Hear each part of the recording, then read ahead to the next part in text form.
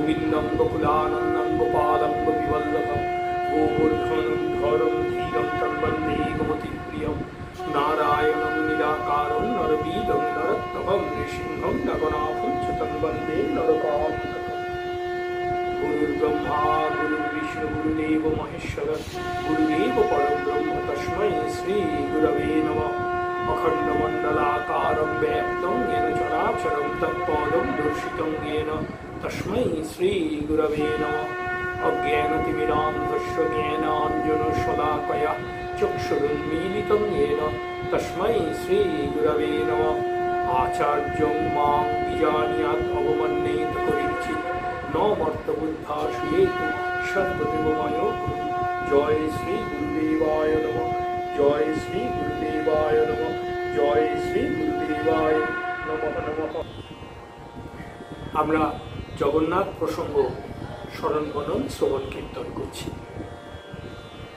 গতদিন আমরা স্নানযাত্রা তার বিভিন্ন নীতি মানে নিয়ম, যেটি বৈদিক এবং শবরদের নিয়মের একটি অপূর্ব সমন্বয়, সেটা শ্রবণ করেছি আমরা। এবং মহাপ্রভু স্নান অবধি, মহাপ্রভু বলতে শ্রী শ্রী জগন্নাথ, কারণ শ্রীক্ষেত্রপুরী ধামে শ্রী শ্রী জগন্নাথের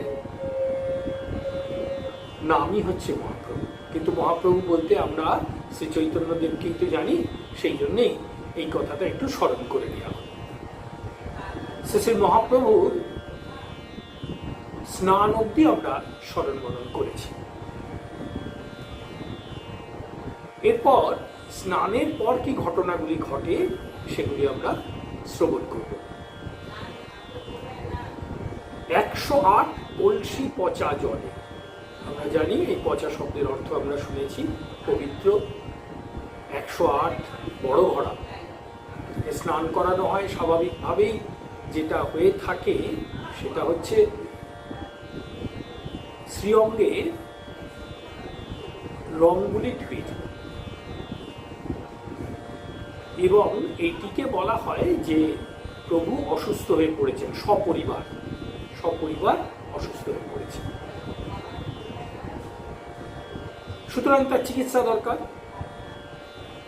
সেই কারণে ওই স্নান বেদি থেকে তাদের আবার গর্ভগৃহে নিয়ে যাওয়া হয়। কিন্তু গর্ভগৃহে কিন্তু রত্ন সিংহাসনে তাদের আর ওঠানো হয় না, তাদের অসুস্থ বেদিকায়, মানে একটি বাঁশের যে চেলা সেগুলি দিয়ে একটি স্থান তৈরি করা হয়, মানে একটি অসুস্থ বেদ তৈরি করা হয়, তার উপরে এই 4 মূর্তিকে অবস্থান করানো হয়। এরপরে চলে চিকিৎসার অর্থে আসছি। প্রথমেই রাজবৈদ্যকে ডাকা হয়। রাজবৈদ্য এলেন, রাজবৈদ্য এসেই সর্বপ্রথম যেটা করবেন সেটা হচ্ছে তার অন্নভোগটা বন্ধ করে দেবেন।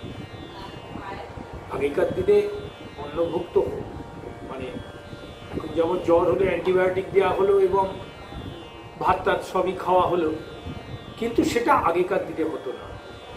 আগে ভাত খাওয়া বন্ধ করতে, আমরা সবাই জানি, এবং সেই কারণে তার অন্নভোগ বন্ধ হয়ে গেল এবং তাকে ঔষধ আদি দেওয়া। এই ঔষধ আদির মধ্যে সবথেকে শ্রেষ্ঠ ওষুধ অর্থাৎ পাঁচন তাকে দেওয়া হয়। এই পাঁচনটি কিন্তু একটি অপূর্ব জিনিস, আমরা একটু বিস্তৃতভাবে শুনব। ওড়িয়া নাম হচ্ছে বক্কাল, ওড়িয়া শব্দ হচ্ছে বক্কাল। এই বক্কালটি কি দিয়ে তৈরি হয়? ইদানিংকালে আমরা একটি ভয়ঙ্কর অসুখের দ্বারা আহত হচ্ছি, ভয়ঙ্কর, আপনারা সকলেই জানেন। এবং এই অসুখটির কিন্তু নির্দিষ্ট কোনো ঔষধ নেই, এখনো পর্যন্ত নেই ঔষধ। কিন্তু এই অসুখ থেকে বাঁচতে গেলে কিছু কিছু প্রতিষেধক ব্যবহার করা যেতে পারে। এই প্রতিষেধকগুলি মিলে যাচ্ছে এই অপূর্ব পাচন তৈরির উপাদানের সঙ্গে। এক অপূর্ব ঘটনা, কি বলি শুনি আমরা। উপাদানগুলি কি বলা হচ্ছে? উপাদান বা উপকরণ বলা হচ্ছে কালমেঘ। আপনারা জানেন এটি একটা অপূর্ব সর্বরোগহারী বস্তু, সত্যি সর্বরোগহারী। আমরা শুধু জানি ওটা পেটের জন্য ব্যবহার করা, শুধু তাই নয়, কালমেঘের বহু কাজ আছে। যাই হোক, আমরা এসবগুলো আর বিস্তৃতভাবে যাচ্ছি না, আমরা শুনি উপকরণগুলোকে। কালমেঘ, নিম পাতা, আমলকি, জায়ফল, গোলমরিচ, কর্পূর, সিদ্ধি, আদা, মধু, হর্তুকি, দারুচিনি, গঙ্গাজল, খাঁটি গরুর দুধ ও ডাবের জল। উপকরণগুলো শুনলেন তো? এবার বুঝতে পারছেন উপকরণগুলি সমস্ত রোগকে প্রতিষেধক হিসেবে, সমস্ত রোগের প্রতিষেধক হিসেবে ব্যবহার করা যেতে পারে। এবং এখন যে রোগটি চলছে তার মধ্যে তো এগুলি অপূর্ব প্রতিষেধক হতে পারে। কত যুগ আগে দেব পুরুষোত্তম এটি গ্রহণ করেছে, তবেই বুঝুন আমাদের কিন্তু সবই আছে। তো যাই হোক, এই বক্কাল বা পাচন তাকে ওষুধ হিসেবে দেয়া হয়। কিন্তু ওষুধ দিলেই তো আর মানুষ বাঁচবে না। বলবেন যে মানুষ আবার কি? না, মানুষ তো কখনো উড়িষ্যায় গিয়ে জগন্নাথকে দেবতা বলবেন না। উড়িষ্যার লোকেদেরকে, উড়িষ্যার লোকেদের কাছে তারা হচ্ছে ঘরের লোক, ঘরের জন। দেবতা টেবতা তারা মানে না, তারা জানে আপনজন। আমরা বলি দেবতা, তারা বলে আপনের আপন। তারা কখনো তাকে নিজের ঘরের ছেলে বলে, কখনো তাকে নিজের স্বামী হিসেবে দেখে, এই রকম দেখে থাকে তারা। সুতরাং জগন্নাথ দেব হচ্ছে তাদের আপনজন। আপনারা শুনবেন আরো এই যে প্রক্রিয়া, এই প্রক্রিয়ার মধ্যেই আপনজন কাকে বলে আমরা শুনবো। তো কিছু খাবার তো দিতে হবে, কিন্তু অন্য ধরনের সব খাবার তো চলবে না, তাই ফলমূল ব্যবস্থা হবে। ফলমূল ছাড়া আর কি দেবে? ক্ষীর এবং আরেকটি জিনিস তাকে দেওয়া হয়, সামান্য পায়েস। আচ্ছা, জ্বর হলে কিন্তু মুখটা নষ্ট হয়ে যায়। আমরা জানি মুখ নষ্ট হলে খেতে কিচ্ছু ইচ্ছে করে না। তার একটা অদ্ভুত সুন্দর ঔষধ আছে, পলতার বড়া। তাকে পলতার বড়াও নিবেদন করা। ক্ষীর, পায়েস, পলতার বড়া, ফলমূল, এইসব হচ্ছে তার খাদ্য। এবং এই সময়টাকে, অর্থাৎ পূর্ণিমা থেকে, পূর্ণিমা রাত্রি থেকে পরের অমাবস্যা পর্যন্ত এই 14 দিন, এই 14 দিনকে বলা হয় অনবসর কাল। এই অনবসর শব্দটার একটু ব্যাখ্যা আছে। এখানে বৈদিক নিয়মের কোনো অবসর নাই, একটি ব্যাখ্যা। আরেকটি ব্যাখ্যা খুব মনোগ্রাহী। সেই ব্যাখ্যাটি হচ্ছে, বলছে যে সেবার কোনো ছেদ পড়ে না, সেই জন্য তাকে বলা হয় অনবসর। মানে 24 ঘন্টা সেবা হচ্ছে। আর একে ওড়িয়া ভাষায় বলে অনসর, অনসর কাল, অনবসর বা অনসর কাল। 24 ঘন্টা সেবা কি করে হবে? একজন মানুষ কি 24 ঘন্টা সেবা করতে পারে? না। টিম অফ ডক্টরস বা টিম অফ সেবক, একদল সেবক সেবা করে। এদের সঙ্গে আবার জগন্নাথের অন্যরকম সম্পর্ক, জানেন, এক অপূর্ব ব্যাপার। জগন্নাথদের মা সুভদ্রা, বলরামজি এবং সুদর্শনজি, এদের সেবা চলছে। তো যারা সেবক তাদের তো খিদে দিতে পাবে, কি বলবো? তো তারা কোথায় খাবে? গিয়ে উঠে খেয়ে আসবেন? না না না, ওইখানে বসেই খাবে। বলবেন সে কি, জগন্নাথের সামনে বসেই খাবে? হ্যাঁ, তাই তো। এবং আরো একটা কথা, খেতে খেতে যেটা মুখে স্বাদটা ভালো লাগবে সেটা নিজের ঘরের আপন ছেলের মতো জগন্নাথের মুখেও তুলে দেবে। বৃন্দাবনে কোনো কৃষ্ণ সখা যদি একটি ফল কুড়িয়ে পেত, সেটিকে কামড় দিয়ে যদি দেখতো এটা সত্যি সুমিষ্ট, তাহলে কামড় দেয়া ফলটি আগে নিয়ে গিয়ে কৃষ্ণকে দিতেন এবং কৃষ্ণ সেটা আনন্দের সঙ্গে ভক্ষণ করতেন। শ্রীমদ্ ভাগবতমে আছে। তাহলে বুঝতে পারছেন তো, এদের কাছে জগন্নাথ কোনো দেবতা নয়, ঘরের ছেলে। যেমন শ্রীকৃষ্ণ বৃন্দাবনের সখাদের কাছে দেবতা ছিলেন না, সখাদের কাছে ছিলেন আপনের আপনজন। শ্রীমদ্ ভাগবতমে একটি অপূর্ব কথা আছে, ওই গোবর্ধন ধারণ লীলা, সেটি একটি ঘটনা। উনি তো একটা আঙুলে গোবর্ধন পর্বতকে নিয়ে ত্রিভঙ্গ মুরারি হয়ে দাঁড়িয়ে আছে, তো সখারাও তো সেই গোবর্ধনের তলাতেই রয়েছে। তো তারা ভাবছে যে আহা, সখা অনেকক্ষণ ধরে এটাকে নিয়ে দাঁড়িয়ে আছে, তো আমরা বরঞ্চ ওকে একটু সাহায্য করি, আমরা একটু ধরি, সখা একটু বিশ্রাম নিক, রেস্ট নিক, কি বলি। এই বলে শ্রীকৃষ্ণকে তারা বলেছে যে আমরা একটু ধরছি সখা, তুমি একটু বিশ্রাম করো। শ্রীকৃষ্ণ এসে বললেন তাহলে ধরো।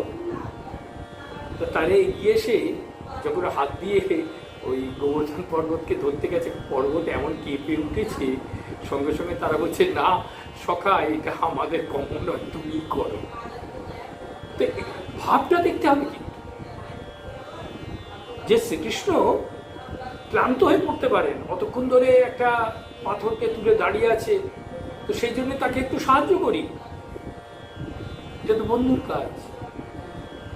আর আমরা কি দেখব, তিনি অনন্ত শক্তিময়, তার আবার কষ্ট কি, তিনি অনন্ত লীলাময়, তিনি অত্যাশ্চর্য ঘটনা মুহূর্তে সংগঠন করতে পারেন, তাই না? তা আমরা এটা দেখব, কিন্তু ওরা কিন্তু তা দেখে না। ওরা কি দেখে জানেন? ওরা দেখে আমার আপনের খুব কষ্ট হচ্ছে।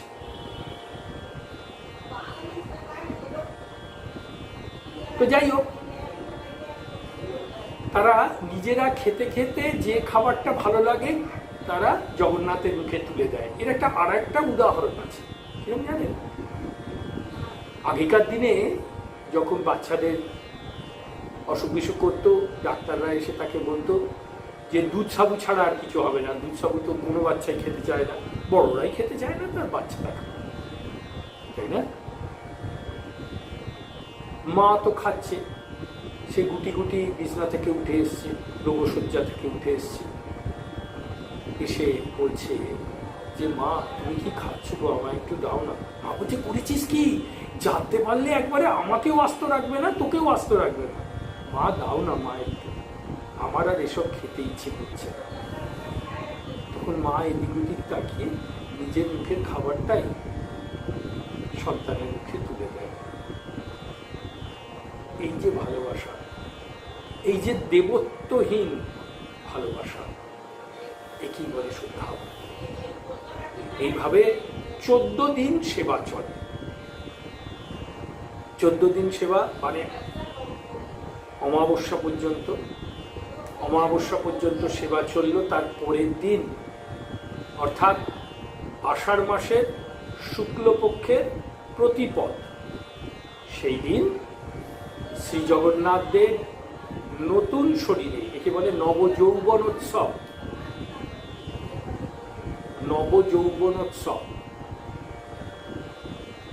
এই নতুন শরীর নিয়ে জগতের সামনে আত্মপ্রকাশ করে।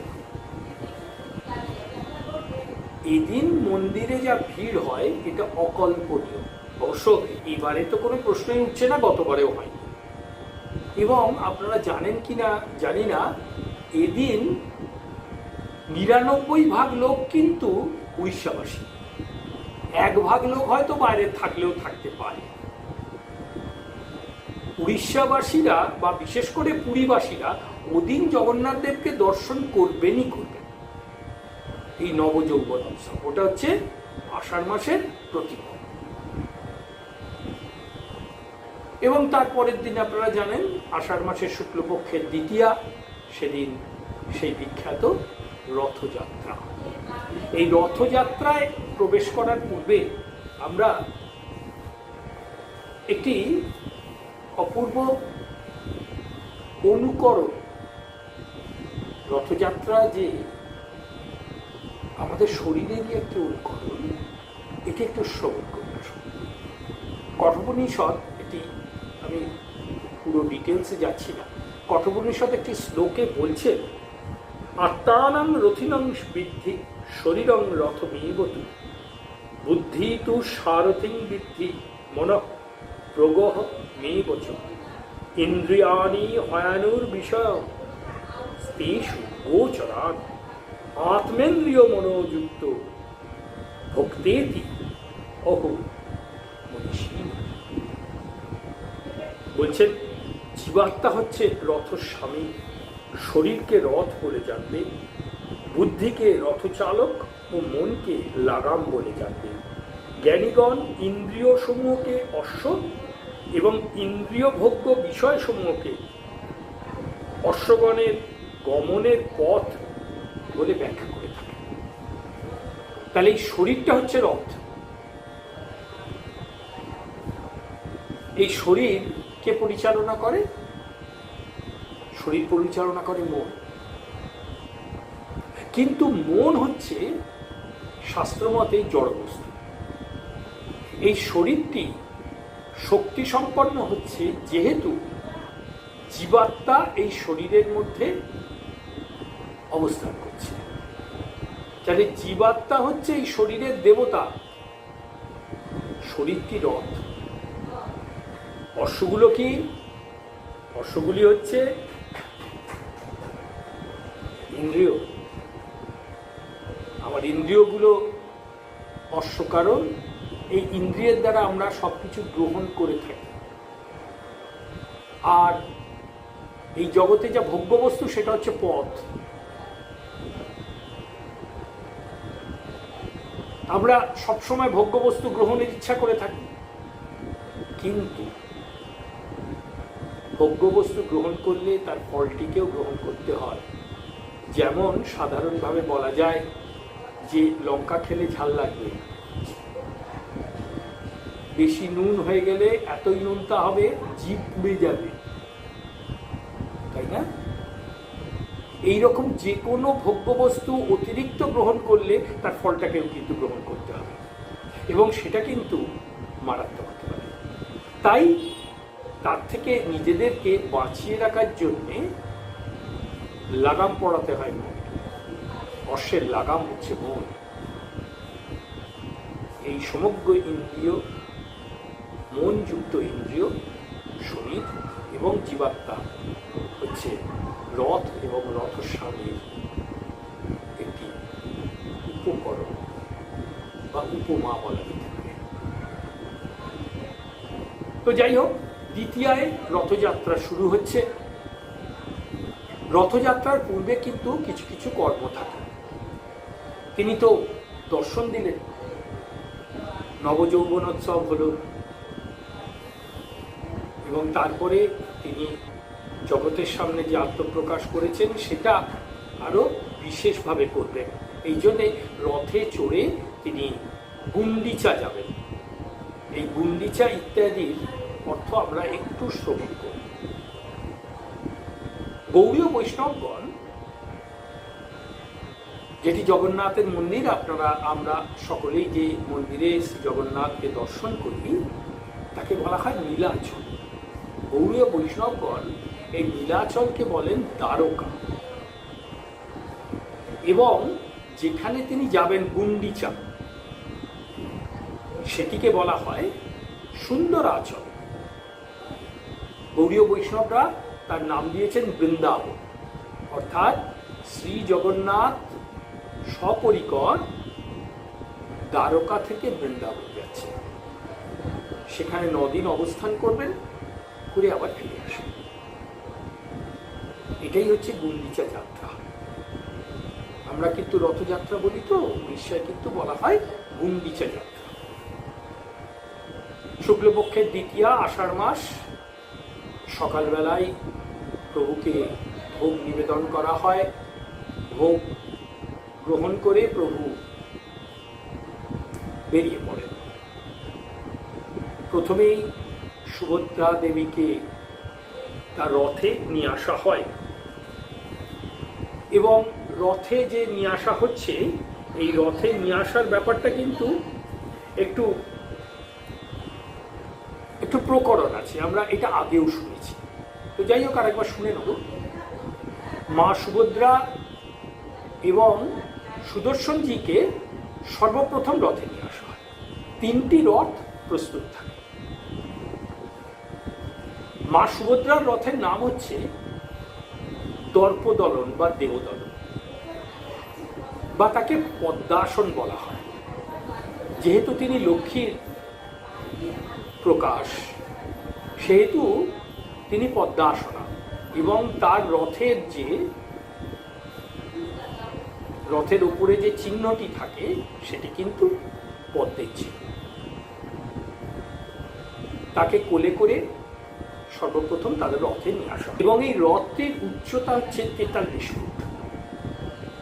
আমরা আরো বিস্তৃতভাবে রথ সম্বন্ধে জানতে পারি, কিন্তু অতটা প্রয়োজন নেই। তার কারণ অত জিনিস তো আমরা মনেও রাখবো না, আমরা লীলাটিকে মনে রাখতে পারলেই হল। কারণ লীলার স্মরণ মননের দ্বারাই কিন্তু তার প্রতি আমাদের আন্তরিক আসক্তি তৈরি হবে। তো এইভাবে তিনি এলেন। তারপরে 2 ভাইকে, প্রথমে বলরামদেরকে পহণ্ডি করে, যেটা উড়িয়া ভাষায় বলা হয় পহণ্ডি, পাদহুণ্ডন সংস্কৃত, এবং বাংলায় বলে পাণ্ডু বিজয়। পাণ্ডু বিজয় করে নিয়ে আসা হয়। কিভাবে সেটা বিস্তৃতভাবে আমরা শ্রবণ করেছি। তার রথের নাম হচ্ছে তালোধ্বজ। এই তালোধ্বজ কথাটার সম্বন্ধে অনেক মত আছে, কিন্তু আমরা একটি বিশেষ মত গ্রহণ করে আলোচনা করব।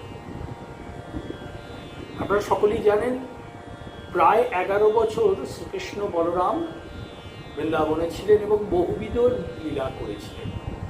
তার মধ্যে অসুর দলন লীলা একটি বিশেষ লীলা। একবার কি হয়েছিল, বৃন্দাবনে বিভিন্ন বন আছে, 12টি বন। 12টি বনের সমাহার হচ্ছে বৃন্দাবন। এর মধ্যে একটি বনের নাম হচ্ছে তাল বন। সেখানে প্রচুর ভালো ভালো তাল পাওয়া যেত। আর আপনারা তো জানেন, তালের রস অত্যন্ত সুমিষ্ট। এই শ্রীকৃষ্ণের সখারা একবার ঠিক করলো যে শ্রীকৃষ্ণ বলরামকে একটু তালের রস খাওয়া যায়, কিন্তু তারা যদি বলে চলো সখা তোমাদের তালের রস খাওয়াবো, তাহলে ওরা রাজি হবে না, বলে না ওসব খেয়ে খায়। কিন্তু যদি সখারা বলে চলো সখা আমাদের বড্ড তালের রস খেতে ইচ্ছে হয়েছে, তাহলে তারা এক কথায় রাজি। তারা তাই করলো, জানেন। শ্রীকৃষ্ণ বলরামকে বললেন যে আমাদের একটু তালের রস খেতে ইচ্ছে হয়েছে, তো একটু তাল বনে যাবো, বলে চলো। কিন্তু একটা সমস্যা আছে, তাল বনে একটা ভয়ঙ্কর অসুর বাস করে, তার নাম হচ্ছে ধেনুকাসুর, বা তাকে রাসভাসুর বলে। কোনো কোনো গ্রন্থে তৃণাবর্ত বলা হয়েছে, প্রকৃত অর্থে তৃণাবর্ত না, তৃণাবর্ত অন্য অসুর, তার লীলা অন্য জায়গায় বলা আছে। এর নাম হচ্ছে ধেনুকাসুর। এদের গাধার মতো দেখতে, ওই জন্য রাসভাসুর বলা হয়। এরা ভয়ঙ্কর, এরা সব হচ্ছে কংসের সব বন্ধুস্থান, বুঝতেই পারছেন। এবং তাদের উপরেও ভার আছে শ্রীকৃষ্ণ বলরামকে হত্যা করে। তো যাই হোক, তারা তো ওই তাল বনে গেছে। তাল বনে গিয়ে খুব জোরে জোরে তাল গাছ নাড়িয়েছে, ধূপধাপ করে তাল পড়ছে, ওই শব্দে ধেনুকাসুর ছুটে এসছে। শ্রীকৃষ্ণ এগিয়ে যাচ্ছিলেন, বলরাম তাকে হাত দিয়ে সরিয়ে দিলেন। সরিয়ে দিয়ে বলে আমি দিচ্ছি। এই একটি অসুর নিধন লীলাতে কিন্তু বলরাম অংশগ্রহণ করেছিলেন এবং তাকে নিহত করেছিলেন। এই কারণেই সম্ভবত তার যে রথ, তাকে বলা হয় তালধ্বজ, এবং একটি তাল বৃক্ষের প্রতীক তার রথের ধ্বজায় দেওয়া আছে। এটি 44 ফুট উচ্চ। এরপরে হচ্ছে শ্রী জগন্নাথ দেবের রথ, এর নাম হচ্ছে নন্দী ঘোষ। বুঝতেই পারছেন শ্রীকৃষ্ণের বৃন্দাবন লীলার সঙ্গে এই নামটি বিশেষভাবে জড়িত। এবং তিনি সর্বশেষ আসেন, তাকেও পহন্ডি করে নিয়ে আসা হয় এবং রথে তাকে তোলা হয়। এটি একটি বিশাল কর্ম এবং এই কর্মটি অত্যন্ত শক্তিশালী কিছু সেবক আছেন, পাণ্ডা আছেন, তাদের দৈতা বলা হয়, সেই দৈতারা করে থাকেন। এই বিষয়ে অত্যন্ত বিস্তৃতভাবে আলাপ করা হয়েছে শ্রী শ্রী চৈতন্য চরিতামৃতে। এবার রথ ছাড়বে, কিন্তু তার আগে আরেকটা কথা বলা যায়। এই যে তাদের পহন্ডি করে নিয়ে আসা হচ্ছে, আগের বার স্নান যাত্রার রাস্তাটা কিন্তু অন্য ছিল। তাদের স্নান বেদিতে নিয়ে যাওয়া, মানে মন্দিরের ঈশান কোণে নিয়ে যাওয়ার রাস্তাটা অন্য ছিল। এবারে কিন্তু ওই মূল যে ফটক, মানে পূর্বদ্বার বা সিংহদ্বার দিয়ে তারা নামবেন, এবং সেই জন্য 22 বাহুচাপ, এখন অবশ্য 22 নয়, এখন 18টি সিঁড়ি, ওই সিঁড়িটিকে বলা হয় বাহুচাপ। 22 বাহুচাপ বা 18টি সিঁড়ি অতিক্রম করে তারা আসবেন। শ্রী জগন্নাথ সপরিকর এসে তৃতীয় সিঁড়িতে দাঁড়ান, সেখানে তাকে খিচুড়ি ভোগ নিবেদন করা হয়। এখানে আরেকটা কথা বলার আছে, এই তৃতীয় সিঁড়িটা কেন? একবার কথিত আছে কাশী থেকে স্বয়ং বিশ্বনাথ জগন্নাথ দেবকে দর্শন করতে আসেন, এবং শ্রী জগন্নাথকে যখন খবর দেওয়া হয় তখন তাকে বলা হয় যে ওনাকে বলো তৃতীয় সিঁড়িতে অবস্থান করতে, আমি যাচ্ছি, আমি গিয়ে তাকে দর্শন করব। তিনি কিন্তু আজও তৃতীয় সিঁড়িতেই অবস্থান করছেন, যার জন্য তৃতীয় সিঁড়িটি অত্যন্ত পবিত্র। এবং আপনারা অনেকেই জানেন ওই পবিত্র স্থলে অনেকে শ্রাদ্ধাদি কর্ম করে থাকে, এবং ওই শ্রাদ্ধাদি কর্ম কিন্তু অন্য কোনো অন্ন দিয়ে হয় না, ওই মহাপ্রসাদ। সে বিষয়ে অন্য সময় আমরা অত্যন্ত বিস্তৃতভাবে শ্রবণ করব। আজ আমরা রথযাত্রা শ্রবণ করছি। এই ঘটনাটির পর আমাদের জগন্নাথ দেবকে রথে তোলা হলো। নীলাচল নিবাসায় নিত্যায় পরমাত্মনে বলভদ্র সুভদ্রাভ্যেন জগন্নাথায় জয়। শ্রী শ্রী জগন্নাথের জয়। রথে তোলা হয়েছে চতুর্ধা মূর্তিকে, অর্থাৎ শ্রী জগন্নাথ, শ্রী বলরাম, মা সুভদ্রা এবং সুদর্শনজি। আমরা আগেই শ্রবণ করেছি যে দুটি লীলা প্রভু স্বয়ং করে থাকেন, এটাকে বলা হয় স্বয়ং লীলা। একটি স্নান যাত্রা, একটি রথযাত্রা। আর যে লীলাগুলি আছে শ্রীক্ষেত্র পুরী ধামে যেগুলি সংগঠিত হয়, সবগুলি তার যে ওই অন্যান্য দেবতারা আছেন তারা করে থাকেন, এবং তাদের কথা আমরা অত্যন্ত ডিটেলসে আগে শুনেছি। এবং তাদেরকে বলা হয় প্রতিনিধি। এই প্রতিনিধিরা হলেন শ্রী জগন্নাথের মদনমোহন, শ্রী বলরামের গোবিন্দ, মা সুভদ্রার ভূদেবী এবং সুদর্শনজি শ্রী নৃসিংহদেব। এই প্রতিনিধিরা, এর সকলের মন্দির আছে, এই প্রতিনিধিরা অন্যান্য লীলাগুলি অংশগ্রহণ করে থাকে। আমাদের প্রভু রথে উঠেছে, এবার তো যাবেন গুন্ডিচা। তার আগে আমরা একটু গুন্ডিচা সম্বন্ধে শুনি। এই গুন্ডিচা কে, কি এর মাহাত্ম্য, সামান্য শ্রবণ করেছি আমরা যদিও আগে। এইটি হচ্ছে সেই স্থল যেখানে শ্রী জগন্নাথের আদি মূর্তি প্রকাশিত হয়েছিল এবং মহারাজ ইন্দ্রদ্যুম্নের ওপরে নির্দেশ হয়েছিল। এটি হচ্ছে অতি পবিত্র জায়গা, এখানে সহস্র অশ্বমেধ যজ্ঞ করেছিলেন ইন্দ্রদ্যুম্ন এবং এখানেই জগন্নাথ দেবের শ্রীঅঙ্গ প্রকাশিত হয়েছিল। এর নাম গুন্ডিচা। এই গুন্ডিচা নামটি কোনো কোনো স্থানে বলা হচ্ছে যে এটি হচ্ছে আমাদের ইন্দ্রদ্যুম্নর স্ত্রীর নাম।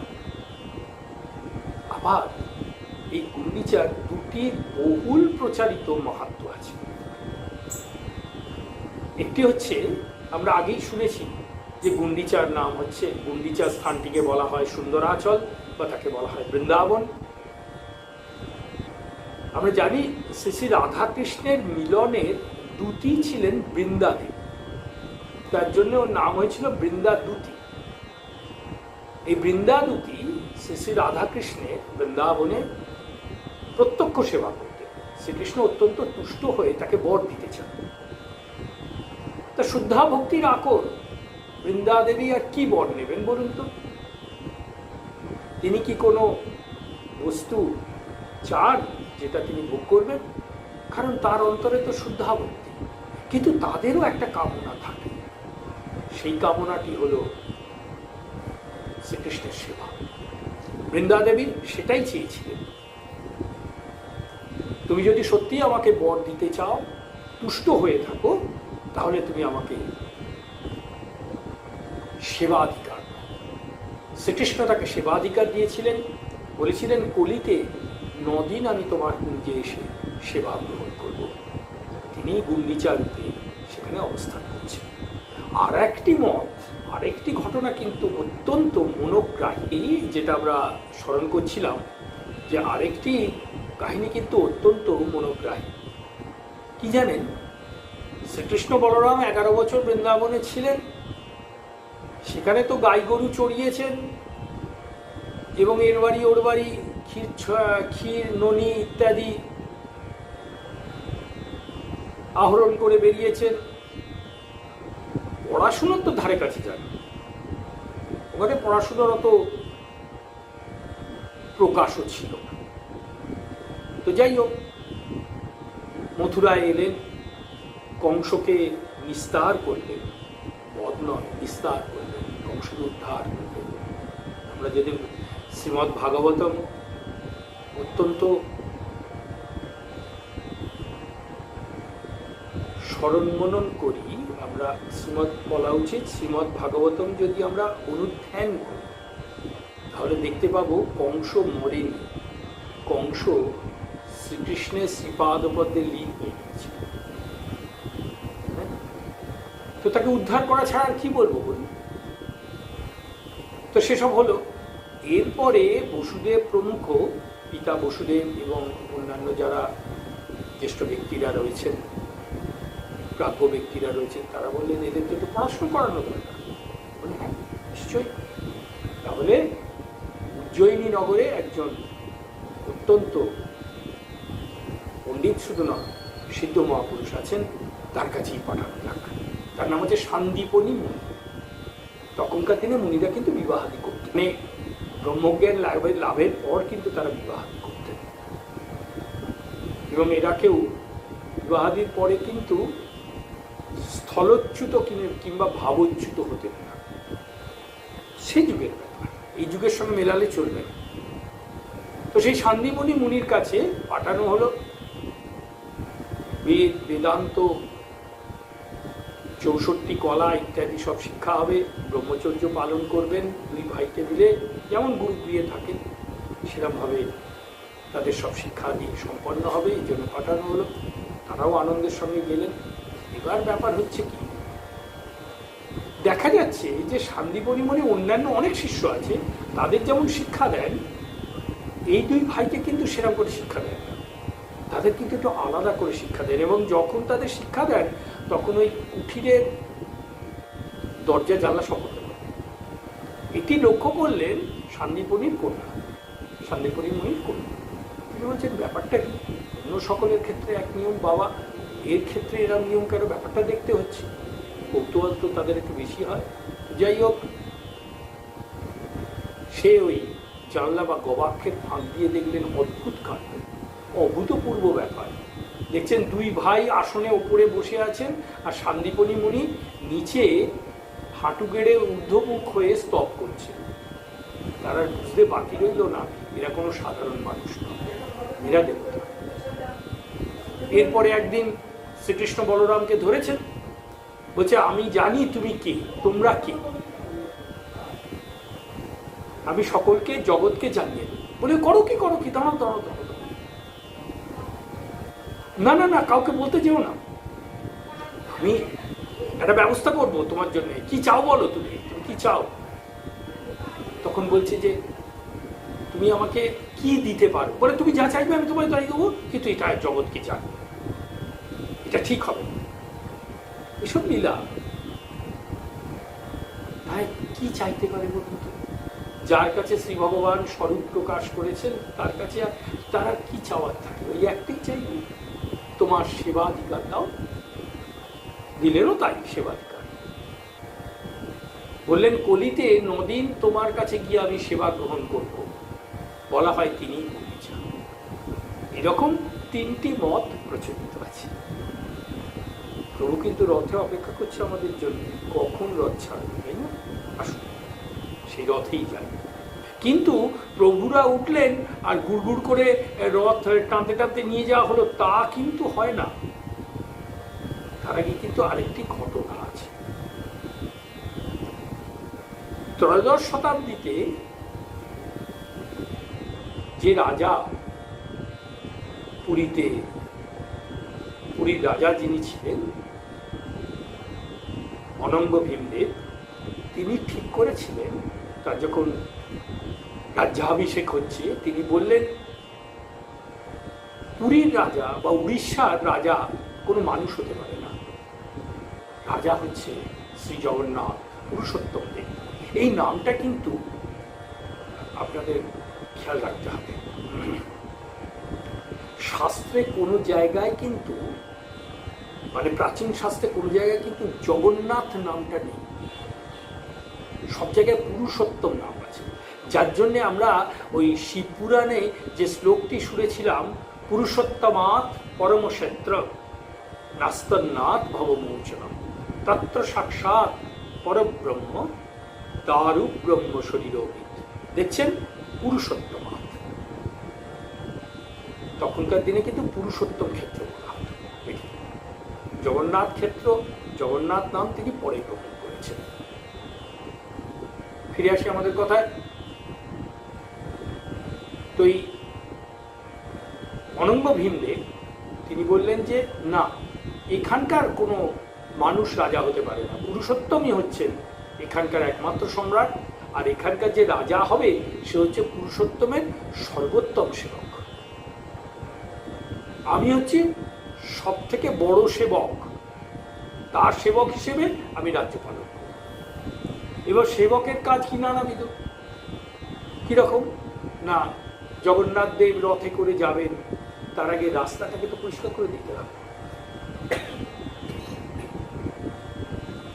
এই যে কোনো বড় লোকজন কেউ যদি আপনাদের জায়গায় আসে, তার আগে দেখবেন রাস্তাঘাট ঝকঝক করছে, তাই না? সেটা করে দিতে হবে।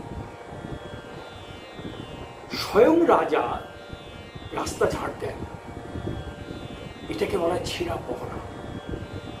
ছেঁড়া পহরা এটা কিন্তু অপূর্ব লীলা। স্বয়ং রাজা আসেন পালকি চড়ে, রাজ পোশাক পরে, সোনার ঝাড়ু দিয়ে রাস্তা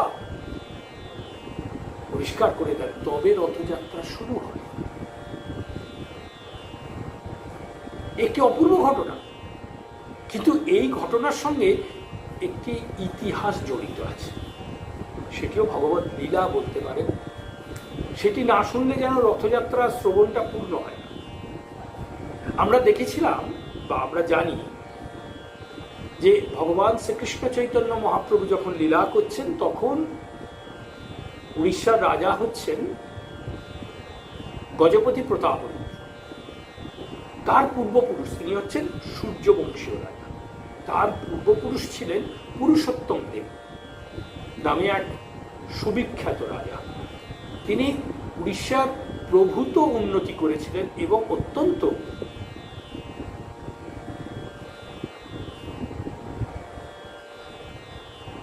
প্রজাবৎসল ছিলেন। এই শব্দটি আসল, প্রজাবৎসল, প্রজাদের দিনের জন্য তিনি অনেক কর্ম করতেন। তো যখন তিনি রাজা, তার বিবাহ দিয়ে হয়নি, বয়স হয়ে যাচ্ছে, এদিকে সকলেই খুব চিন্তিত, কারণ বিবাহ না হলে, সন্তান না হলে পরবর্তী রাজা কে হবে, তাই না? তো সকলেই এদিক ওদিক থেকে খবরাখবর নিয়ে আসছে। এরকমভাবে একজন কাঞ্চির থেকে খবর নিয়ে এলো যে কাঞ্চির রাজা শাল্য নরসিংহ, তার একটি অতি অপূর্ব কন্যা আছে, তার নাম পদ্মাবতী, তার সঙ্গে মহারাজের বিবাহ হলে হতে পারে। তিনি বললেন, বেশ দেখো, রাজার সঙ্গে কথা বলো, শাল্য নরসিংহদেবের সঙ্গে কথা বলো। তো দূত গেল, গিয়ে বললে, এরকম মহারাজ, পুরুষোত্তম দেবের সঙ্গে আপনার কন্যার বিবাহ প্রস্তাব নিয়ে আমরা এসেছি। বললেন, না না, ওটা সম্ভব নয়। বলছে, কেন? বলে, পুরুষোত্তম দেব কি, ও তো একজন চণ্ডাল, ধাঙর, রাস্তা ঝাড় দেয়। মানে তার 1-2 বছর আগে না, উনি এসেছিলেন রথযাত্রার সময়, জানেন, এবং রথযাত্রার আগে রাজাকে সোনার ঝাড়ু দিয়ে রাস্তা ঝাড় দিতে দেখেছে। তার ফলে ওনার ধারণা হয়েছে যে রাজা মানে উড়িষ্যার রাজা হচ্ছেন একজন ধাঙর বা চণ্ডাল। এই কথা তো এসে পুরুষোত্তম দেবকে বললেন। পুরুষোত্তম দেব তো একবার রেগে অগ্নিশর, এই এত বড় কথা, চলো যুদ্ধ করব। কাঞ্চি ছাড়কাট করলেন, গেলেন, লড়াই করলেন। দুঃখের বিষয় হলো কাঞ্চি বিজয় করতে পারলেন না। এই কাঞ্চি রাজার একজন ইষ্ট ছিলেন, তার নাম হচ্ছে গণপতি, গণেশজি। তিনি সেই যাত্রায় রক্ষা করে দিলেন। মানে এটা কি করে হলো? জগন্নাথ দেব আর গণেশজি কি আলাদা? এ বাবা, না গো না, এসব লীলা, এসব খেলা না হলে জমবে কোত্থেকে লীলাটি? লীলায় উত্থান পতন চাই, তবে তো লড়াইটা জমবে, তবে তো এই কাহিনীটা জমবে। ইতিহাসে দেখেছেন, একবার উত্থান হয়, একবার পতন হয়, তবেই তো সেটা মনে রাখতে সুবিধা হয়। আর লীলার মাধুর্য কিন্তু ওখানে। এদিকে দেখ, পুরুষোত্তম দেব অত বড় রাজা ফিরে এলেন অত্যন্ত দুঃখিত মনে। ফিরে এসে আরো সৈন্য সংগ্রহ করলেন, আবার যুদ্ধ করার জন্য যাবেন। এবং যুদ্ধে যাওয়ার আগে তিনি শ্রী জগন্নাথ মন্দিরে এসে উপস্থিত হলেন।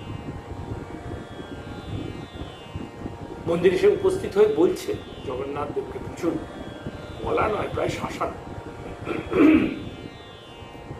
দেখো, আমি কাঞ্চি জয় করতে যাচ্ছি, যদি জয় করতে পারি তবে ফিরবো, না হলে আর ফিরবো না। তখন দেখবো তোমার সেবা পূজা কে করে। একদম রীতিমতো শাসন। এই বলে তিনি যাত্রা করলেন। আর কোনো কথা না যে তুমি আমার সঙ্গে চলো, আমাকে না না না, ওসব ব্যাপার, ওসব একদম না। আমি যাচ্ছি, যদি যুদ্ধে জয় হয় ফিরবো, নাহলে ফিরবো না, তাহলে তোমার সেবা পূজা তুমি বুঝবে। কিরকম শাসনও বুঝবে। যাই হোক, তিনি তো যান, প্রচুর সৈন্য, একবারে সেনাপতি নিয়ে আগে আগে যাচ্ছেন, তারপরেই মহারাজ নিজে রয়েছেন। এই কাঞ্চি যাওয়ার পথে একটি স্থান পড়ে, ছোট্ট গ্রাম উড়িষ্যার, নাম হচ্ছে আনন্দপুর। এই আনন্দপুরে একজন ভক্ত গোয়াদিনী বাস করে, তাকে সকলে চেনে, তার নাম হচ্ছে মানিকা। তার কিছু গাই আছে, সেই গাইয়ের দুধ দুইয়ে তিনি নানাবিধ মোদকাদি তৈরি করেন, ক্ষীর, সর, ননি, ছানা এসব তৈরি করেন, সন্দেশ টন্দেশ এসব তৈরি করেন, করে তার গোপালকে ভোগ দেন, দিয়ে বাদ বাকি যেটা থাকে সেটা বাজারে বিক্রি করে। এইভাবেই তার চলে, আর কেউ নেই। তো সেনাপতি দেখছে দূর থেকে একজন মহিলা ছুটতে ছুটতে আসছে, হাত হাত তুলে দাঁড়াও দাঁড়াও করতে করতে ছুটতে ছুটতে আসছে। কি ব্যাপার? সৈন্যদের থামালেন, কাছে আসতেই দেখছে সেই মালিকা। বলছে, কি ব্যাপার, তুমি এখানে? আর আমরা এখন যুদ্ধে যাচ্ছি, তুমি রাস্তা আটকাচ্ছ, কি ব্যাপার? বলছে শোনো শোনো, আমার রাজার সঙ্গে দেখা করতে হবে। বলছে রাজা এখন ব্যস্ত, যেতে পারে, দেখা করতে পারবে না।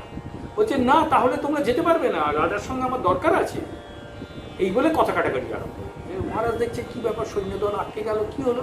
তো বললেন যে এরকম ওই মানিকা গোয়ালিনী কি বলতে চাইছে। বলছে কাকে? বলছে আপনাকে বলতে চাইছে। বটে, আচ্ছা দেখছি, নিয়ে এসো আমার কাছে। মানিকা রাজার সামনে এসে প্রথমেই বললেন আপনার কি আক্কেল বলুন তো? রাজাকে বলছেন, চিন্তা করুন, পুরুষোত্তম দেব, হ্যাঁ, আপনার কি আক্কেল বলুন তো? রাজা তো প্রায় ঘাবড়েই হওয়ার মতো অবস্থা। বলছে কেন কেন, আমি কি করলাম? বলছে আপনি দুটো দুধের শিশুকে যুদ্ধে পাঠিয়েছেন। দুধের শিশুকে আমি যুদ্ধে পাঠিয়েছি? আমি তো যুদ্ধ করতে যাচ্ছি। বলে কে বললো? আপনার আগে তারা চলে গেছে যুদ্ধ করতে। বলছে ব্যাপারটা কি একটু খুলে বলো দেখিনি। বলছে আরে রোজ সকালে যেমন প্রতিদিনের মতো আমি ভোগ ইত্যাদি দেওয়ার পরে ওই সমস্ত নিয়ে বাজারে বেরোবো, হাটে যাব বিক্রি করার জন্য, এমন সময় ধুলো ঝড় উড়িয়ে দুই ঘোড়সওয়ার এসে হাজির। টপ টপ করে ঘোড়া থেকে নেমে পড়লো, একজন কালো একজন ধলো, মানে একজন ফর্সা দেখতে, একজন কালো দেখতে। কিন্তু বাচ্চাদের মুখ দেখলে কিন্তু চোখ ফেরানো যায় না। আহা, কি তাদের অপূর্ব রূপ!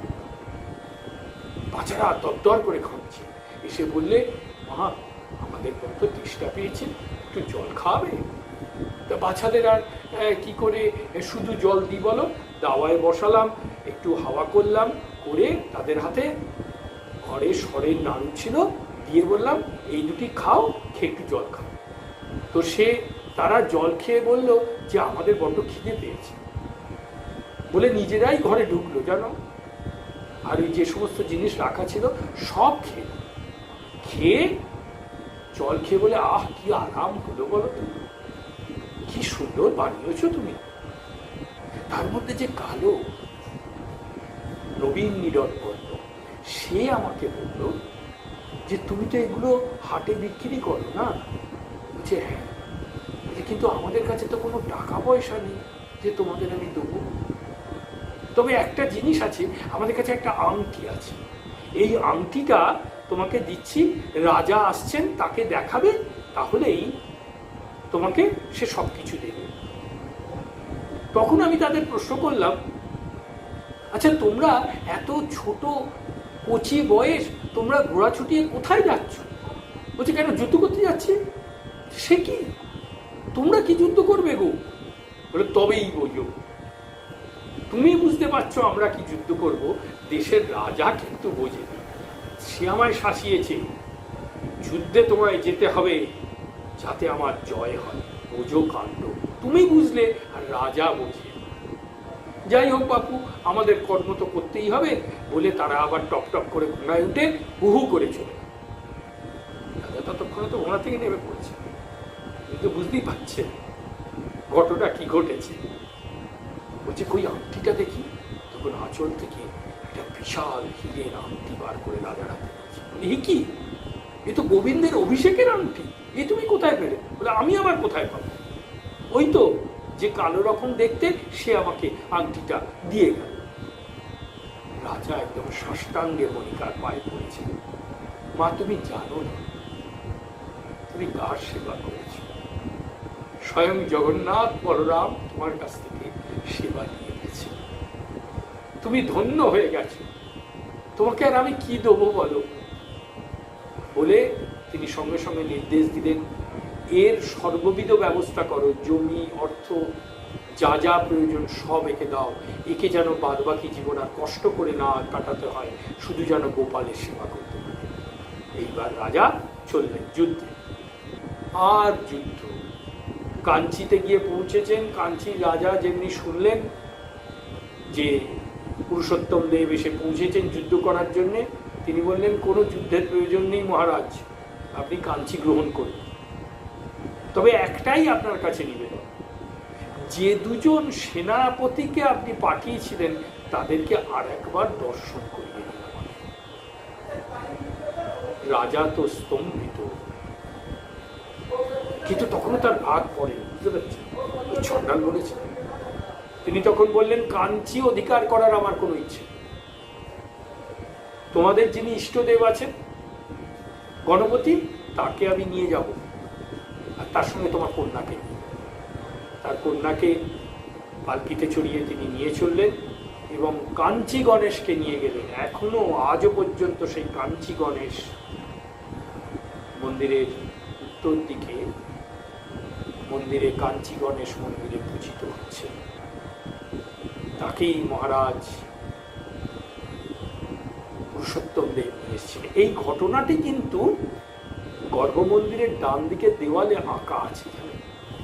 শ্রী জগন্নাথ শ্রী বলরাম যুদ্ধে যাচ্ছে ওই পুরুষোত্তম দেবের জন্য।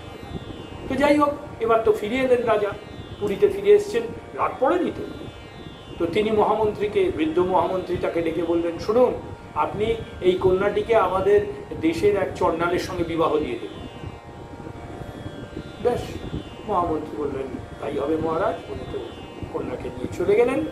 এবার তো রাজা সব ভুলে গেছে, 1 বছর কেটে গেছে, আবার রথযাত্রা। মহারাজ আবার ছেঁড়া পহরা করছেন, সোনার ঝাড়ু দিয়ে রাস্তা ঝাড় দিয়ে দিচ্ছেন।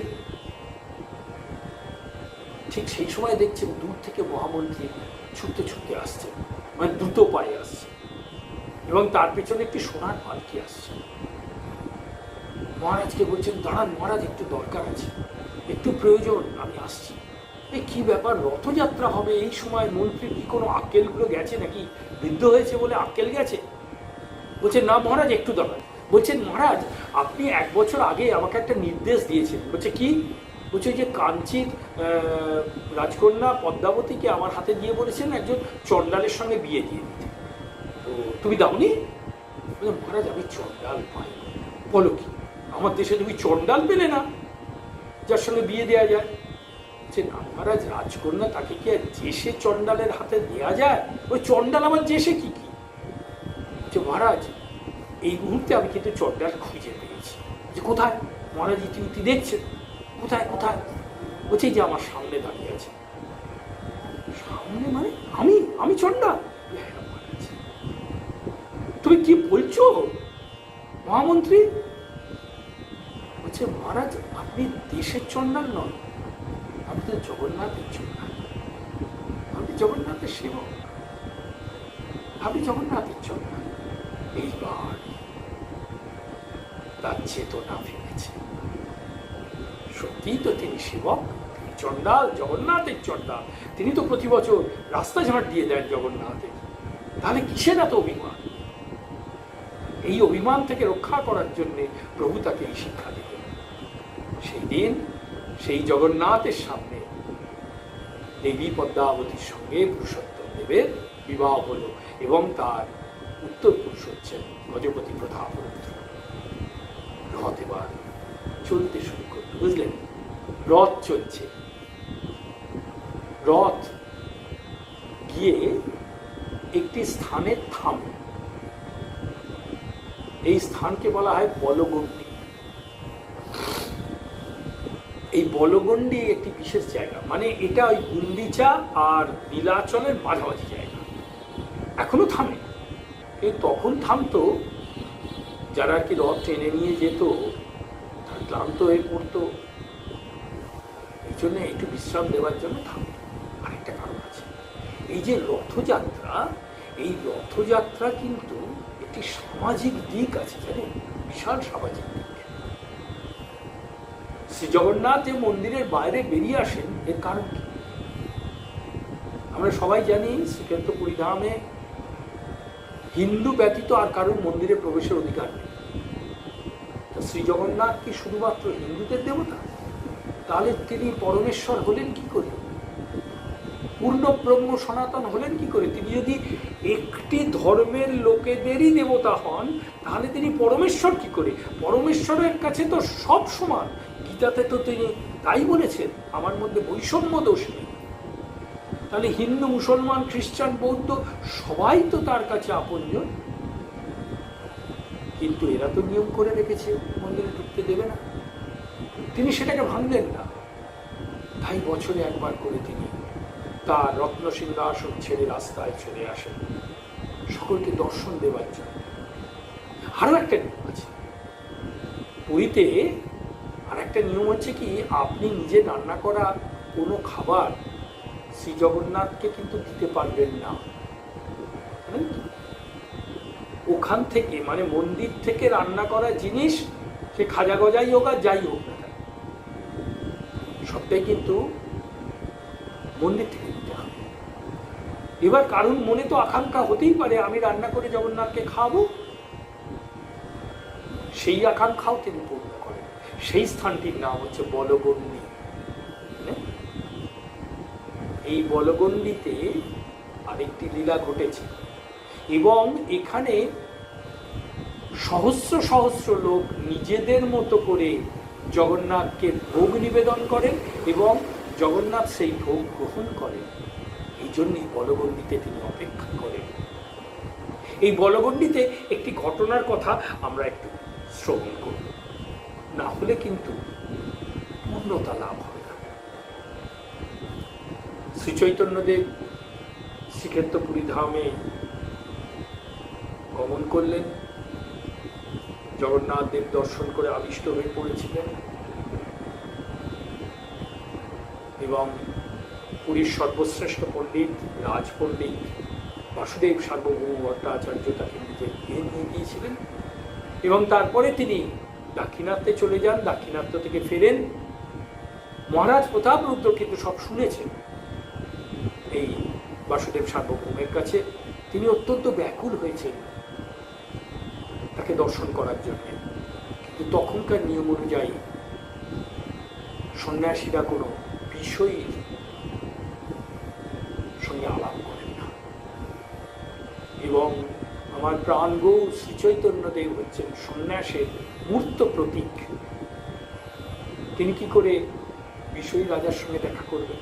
বহুবার বহু রকম ভাবে চেষ্টা, রাজা কিছুতেই তার দর্শন পান না। এবারে রথযাত্রা এসেছে। রথযাত্রায় রাজা ওই ঝাড়ু দিয়ে রাস্তা পরিষ্কার করছেন, অর্থাৎ ছেঁড়া পোড়া। শ্রী চৈতন্যদেব রথের ওপর থেকে দেখে বললেন, রাজা হয়ে এত হীন সেবা করে, তাহলে তো সেই অবশ্যই জগন্নাথের কৃপা লাভ করবে। এই কথা বললেন।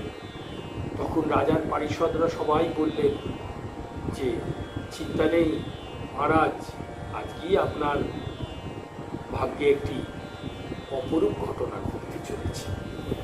তো যাই হোক, রথাগ্রে আমার প্রাণ গৌর তো নৃত্যাদি করলেন এবং এই বলগণ্ডীতে এসে পৌঁছেছে। এখানে ভোগ নিবেদন হচ্ছে। ক্লান্ত শ্রী চৈতন্যদেবকে তার পারিষদেরা নিয়ে গিয়ে একটি কুঞ্জের মধ্যে, ফুলের বাগানের মধ্যে নিয়ে গেলেন। নিয়ে গিয়ে সেখানে বিশ্রামের ব্যবস্থা করলেন। এমতা অবস্থায় তিনি তো ভাবস্থ, পূর্ণ ভাবে রয়েছে। মহারাজ প্রতাপরুদ্রকে,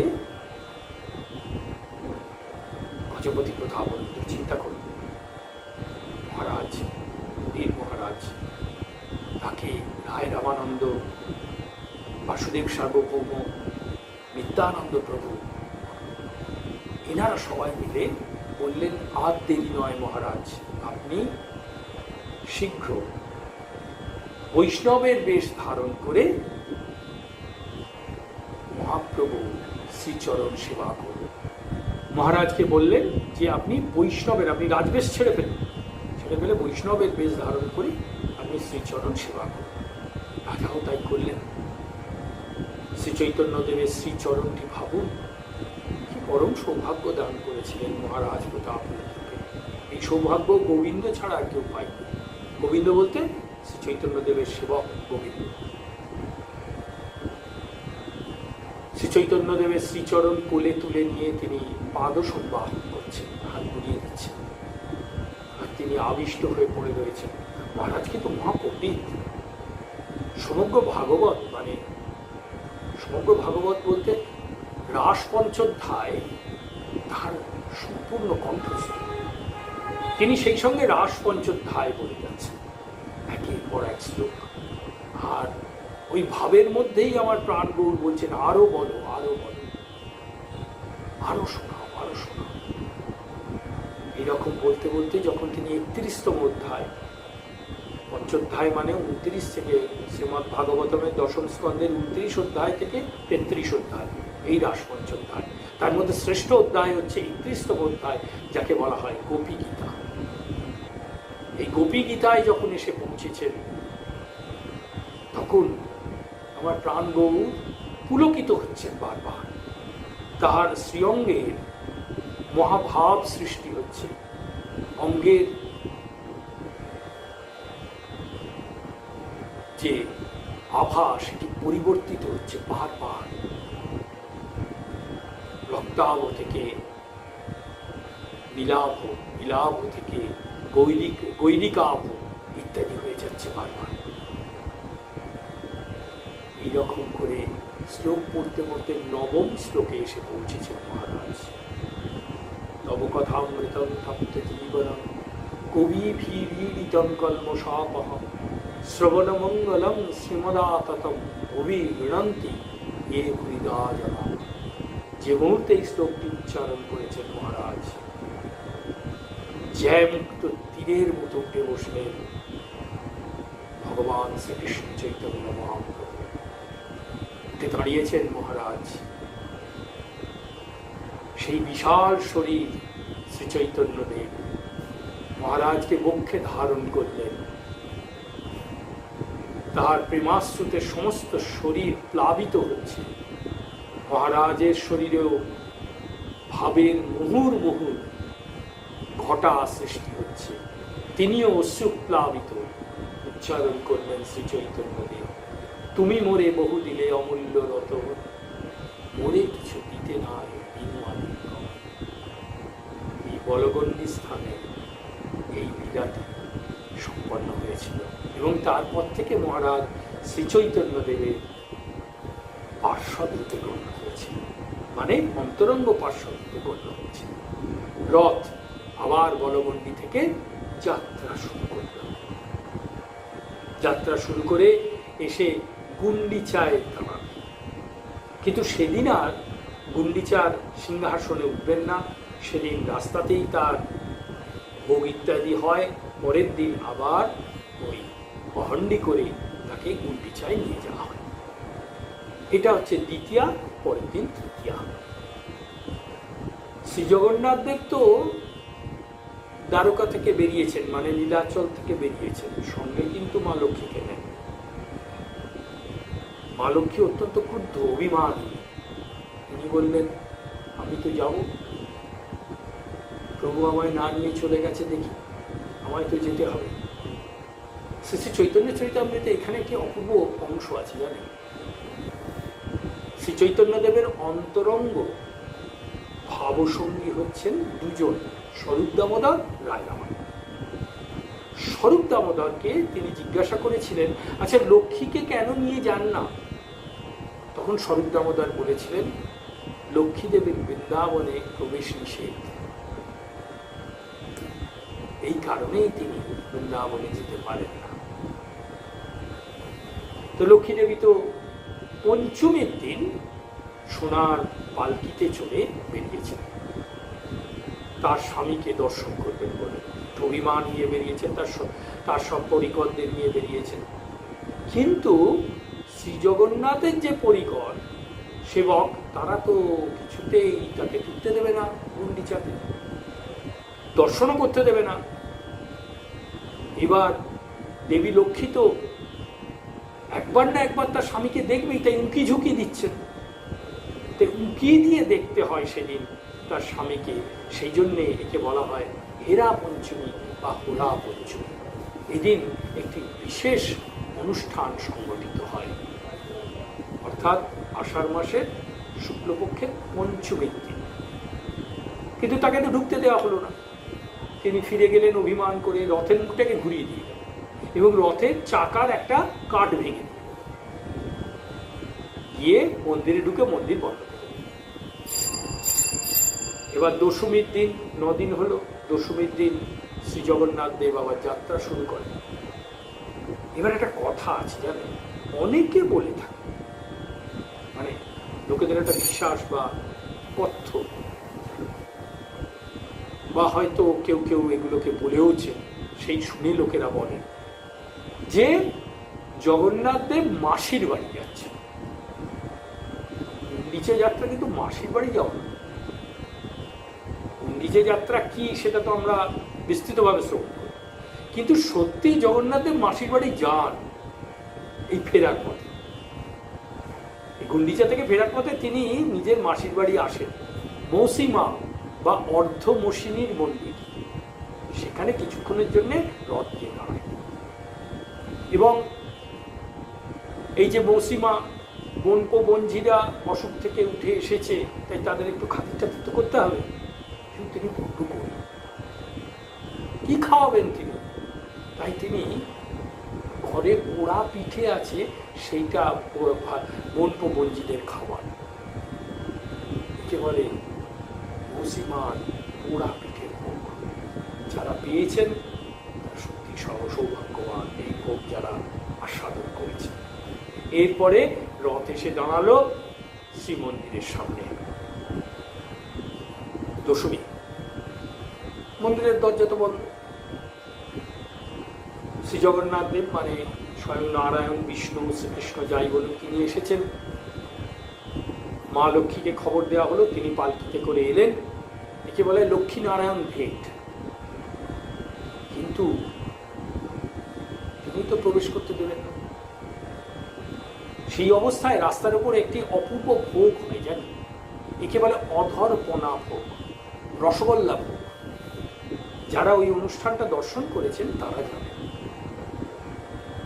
শ্রী জগন্নাথ দেবকে রসগোল্লা ভোগ দেওয়া হয়।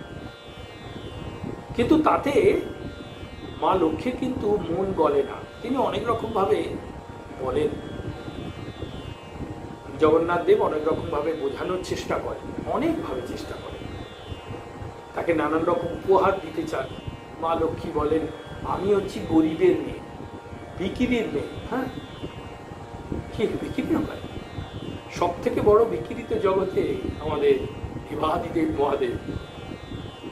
হরিনামে তিনি সর্বস্ব পরিত্যাগ করেছেন, রাম নামে সর্বস্ব পরিত্যাগ করেছেন। নিজের বলতে তার কিছুই নেই, তার মতো বড় ভিখিরি আছে না? তো সেই ভিখিরির মেয়ে আমি, আমাকে অত সোনা টোনা দিয়ে লাভ নেই। তুমি যেখানে ছিলে সেখানেই ফিরে যাও, আর বোনকে নিয়ে গিয়েছিলে তো তাকে নিয়ে যাও। এরপরে জগন্নাথ দেব তো কম যান না, তিনি একটি মোক্ষম চাল জানেন। উড়িষ্যায় একটি লোকাচার আছে। এখন শহরের দিকে কতটা লোকাচার মানা যায় জানি না, আমাদেরও সেই লোকাচারটি ছিল, এখন তো আর সেটা নেই। উড়িষ্যার গ্রামে কিন্তু এখন আছে।